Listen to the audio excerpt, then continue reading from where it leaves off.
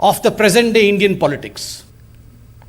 CM Yogi ने आज वजारत ज़राअत के एहलकारों के साथ एक मीटिंग की। इस मीटिंग में योगी सरकार में अब तक के सभी स्कीमों और हुकूमत की फलाही कारकर्दगी का जायजा लिया गया।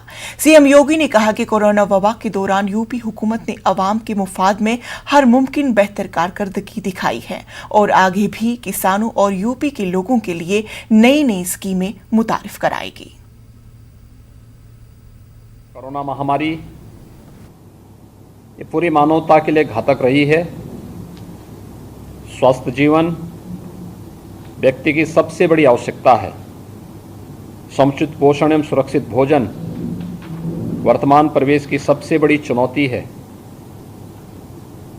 वर्तमान कोरोना संक्रमण के समय कोरोना प्रोटोकॉल का पालन करते हुए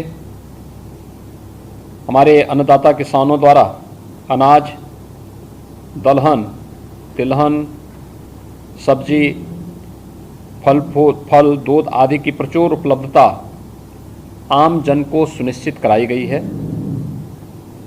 मुझे सूचित करते हुए हर्ष हो रहा है कि उत्तर प्रदेश ने विगत 4.5-5 वर्षों के दौरान खाद्यान्न उत्पादन का एक नया रिकॉर्ड बनाया है।